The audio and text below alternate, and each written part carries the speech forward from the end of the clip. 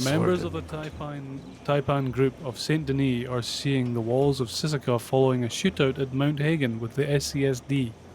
The siege upon the mountain lasted an hour and a half, ending in a shootout in which 3/4 of the famed gun dealers were shot down by deputies. Oh, that is such lie. All of this stemmed from the drugging and the attempted torture of one targeted Elio over an ancient sword. That's it. Oh my god.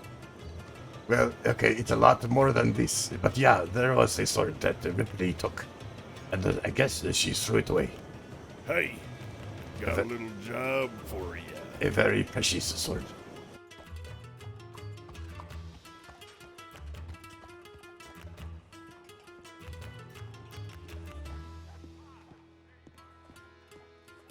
It's all right. Busy work. So 3 films to be made.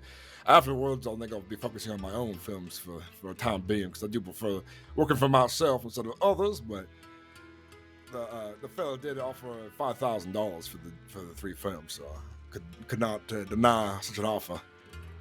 How you doing? Is that all he offered you? That's very good price for him. For him, yes. How much would you pay for a film? Huh? We would only want one film. I know that. I remember. $5,000 is a pretty high price for films, and the historical films will be about 3 minutes long. So I think I got a good deal out of it. Oh yeah, you did. I'm just being a pain in the neck. I see. No, we at Taipan, we're no heroes. We're not good people. I guess who is good, who is bad. This is difficult to decide. We do what we must do to protect our business interest. The story begins about 2,000 years ago. Well, damn, that's a very long lineage right there. That sword interests me quite a bit. With a sword crafted with great skill in the mountains of Kulun. This sword had no rival. It was made by monks devout to Buddha and to their cause of justice and righteousness. Eventually became the Yellow Lotus Society. This sword passed from hand to hand, generation to generation, until one day, all the way to the hands of a man here in the crossing, a man named Zhang Wei. This sword I personally saw also during the Boxer Rebellion in China. It was wielded by one of the fiercest female warriors of the Red Lantern Society. That's another story. Our story begins with the sword in the Zhang Wei's hand. Zhang Wei, he wore the sword every day with pride, wrapped it in a silk and put it in a leather scabbard. And how he used it to try to make peace, not war, not conflict. He never really wielded it against other people. But it was dear to him, as he knew its history. Fought many battles with it. As long as he carried the sword, he would be victorious. There was a deputy, about 3 or 4 months ago, who was stealing tobacco, was wearing her badge, and also a mask while stealing tobacco from the Gray family farm. Huh? This Ripley was stuffing her pockets left and right as quickly as she could. But luckily, the hero of the story, Zhang Wei, saw her, and he approached her, asked her what she was doing. Now that's definitely a contradiction right there. Wear the mask and your badge, not very smart. Exactly. And he brought her he made a citizen arrest and brought her to the sheriff's department. And he made a citizen arrest. Oh yes, for tobacco. Okay, go on. Yeah, well, it's stealing. If you steal tobacco, you steal the money from the bank, it's still stealing. I don't know, mate. I'd take it from there. Yeah. Not gonna lie. Yeah, but we will keep that quiet. Yes, we do. If the deputies do it, it's a different issue. Well, of course, no charges were filed. She was fine and free, but for her, it was huge embarrassment. From that day on, she swore vengeance upon Taipan. She would get even. So how did she get the proof to send us to Sisika?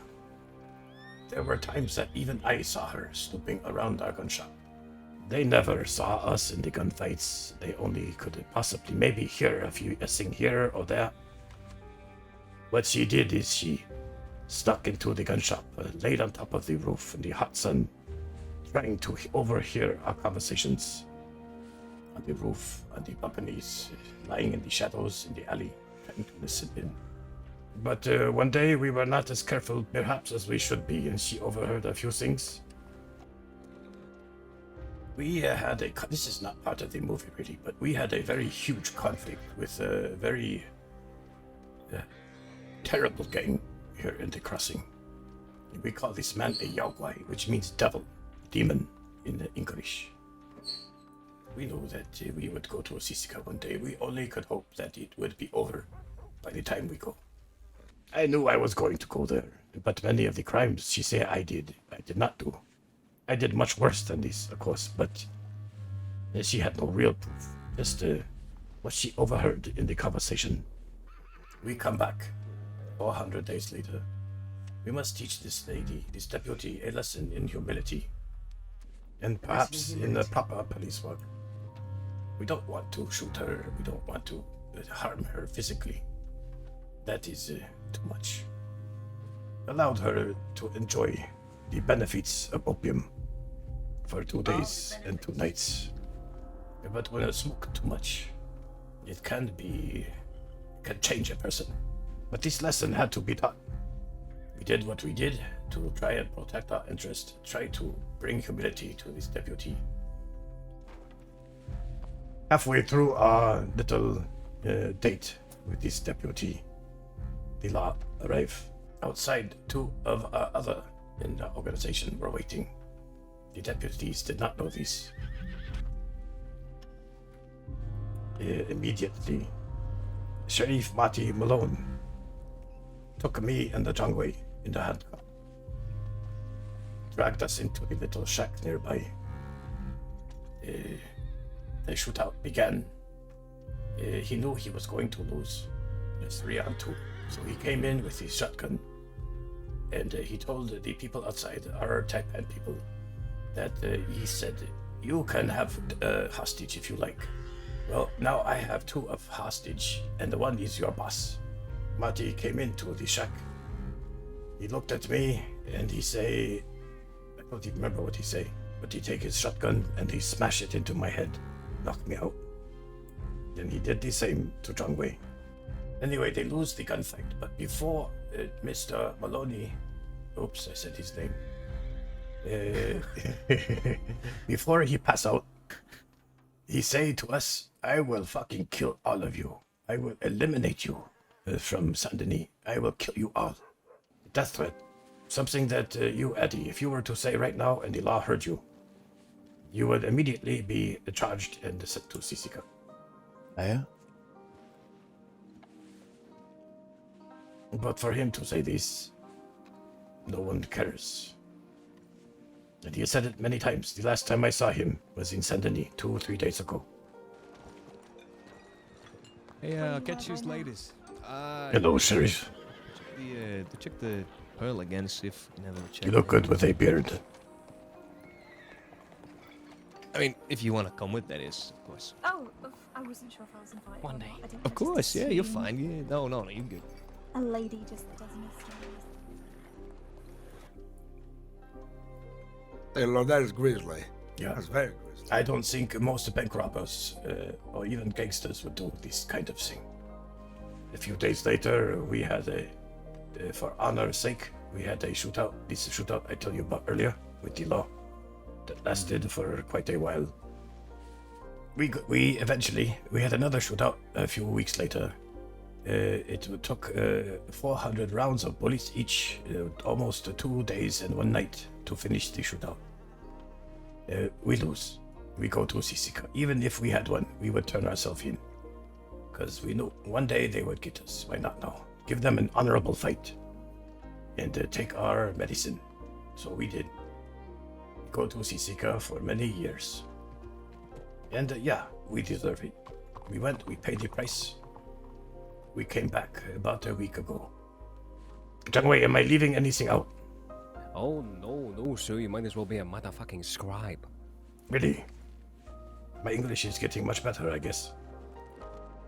Get the sword. Now get on about the sword. All right, Fro, relax. I want to hear about your sword. Yes. Let me tell you. The whole reason to why we had to do what we did with Ripley, and not just the whole reason, the less I think, in favor. Under the pretenses that they were producing gang violence in the city.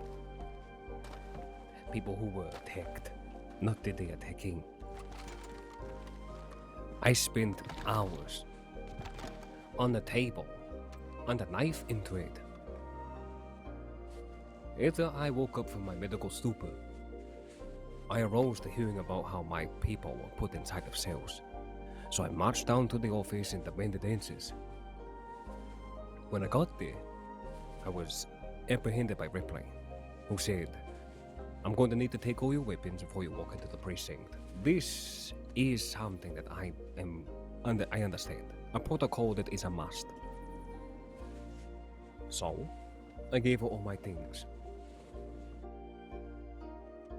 Ripley left that precinct and never gave it back to a man who never spent time in a cell. And for 3 whole weeks, I tried every day to retrieve this back. Ripley berated me with questions about all the things she tried to find out. She got nowhere because what she was asking was nonsense regardless. And she became frustrated, irate. And then she left. She didn't put anything inside of the evidence boxes or pass it off to deputies to get back to me. She took everything. And to which I can only imagine that Ripley and the others left as it was melted down into bullets or whatever the hell they do. A piece of me and my culture and my people gone forever. A trespass that I will not forgive. That we will not forgive.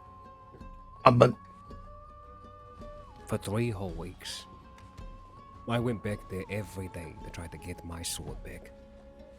A ceremonial and sacred piece that I have had with me since I stepped foot on this soil here in the crossing.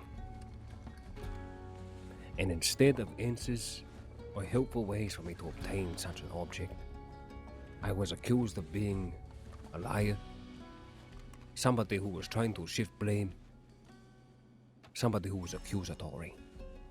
That object was priceless. And I will never see it again. That just ain't right. So so the sword, what happened to the sword? The police keep it. They don't They know. never got it back. I never got it back. Ripley ever say anything about it? No. Yes. Not one thing. yesterday, Charlie Branch told me that it was melted down. Oh. I forgot to tell you this, Joey. You're better off not telling me. I know, sorry. Maybe it's possible they melted down the wrong one. Who knows? I have not given up hope.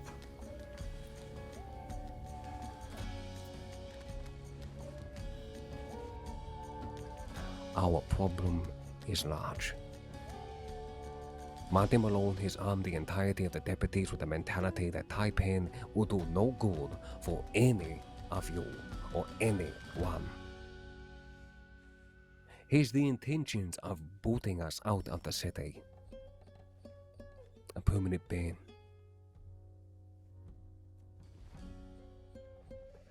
I did 6 years in Sisika. My brothers and sisters longer. I have been rehabilitated. Now, for the length of a story like this, this film could easily be in it for 8 to 10 minutes. which would be quite the fun to sit through, but worth it with the history that you have here. Well, it's almost over.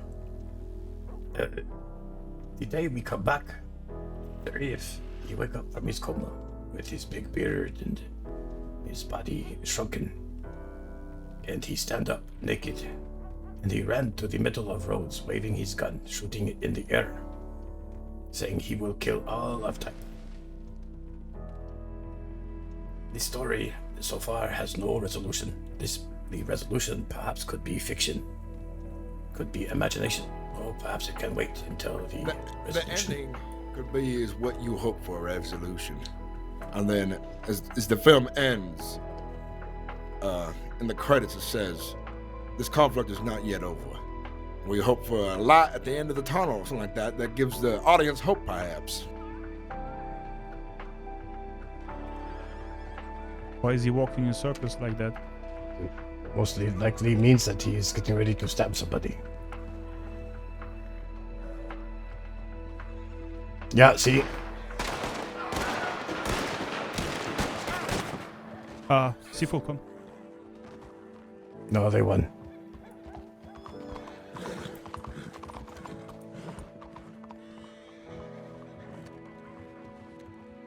No. But if the people die? Yeah, that's a jack right there. Yeah, they got it. Don't worry. So they will get him fixed, yes?